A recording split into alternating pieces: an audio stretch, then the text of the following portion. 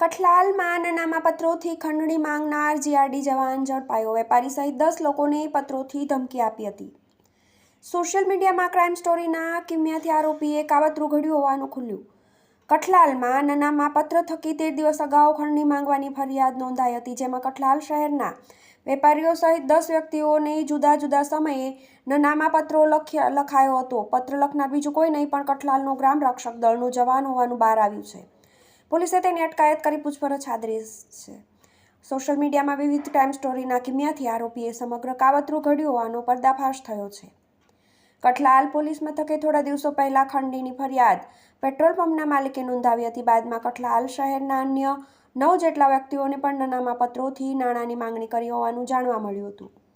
સ્થાનિક પોલીસ અને જિલ્લા લોકલ ક્રાઇમ બ્રાન્ચ પોલીસે સીસીટીવી ફૂટેજના આધારે આ ઇસમ સુધી પહોંચવામાં સફળતા મળી છે। આ ખંડણી માંગનાર બીજું કોઈ નહીં પણ કઠલાલમાં ગ્રામ રક્ષક દળમાં ફરજ બજાવતા વાહિદ નૂર મોહમ્મદ વોરા, ઉંમર વર્ષ 39, રહે ભાનેર વાણિયાવાસ, ઇન્દિરાનગર, તાલુકો કઠલાલ, જિલ્લો ખેડા હોવાનું ખુલ્યું છે। પોલીસ ટીમોએ પત્રો સાથે મળી આવેલા કવર તથા કાગળો બાબતે કઠલાલ, કપડવંજ, મૌધા વિસ્તારમાં આવેલી સ્ટેશનરી વેચાણ કરતા વેપારીઓ તથા ઝેરોક્સના ધંધા સાથે સંકળાયેલ 70થી વધુ વ્યક્તિઓની પૂછપરછ કરી હતી। ઉપરાંત તમામ જગ્યાએથી તમામ માર્ગ સુધીમાં આવતા અંદાજિત 38થી વધારે સીસીટીવી ફૂટેજ મેળવી જેમાં શંકાસ્પદ લાગતા તમામ ઇસમોની પૂછપરછ કરાઈ હતી। બાદમાં સીસીટીવી એનાલિસિસના માધ્યમથી એક શંકાસ્પદ ઇકોને ટ્રેક કરતા એક ઇસમની શંકાસ્પદ હિલચાલ જોવા મળી હતી। તે આધારે આરોપી ઝડપાયો હતો। પોલીસે આ વાહિદની ધરપકડ કરી પૂછપરછ આરંભી છે।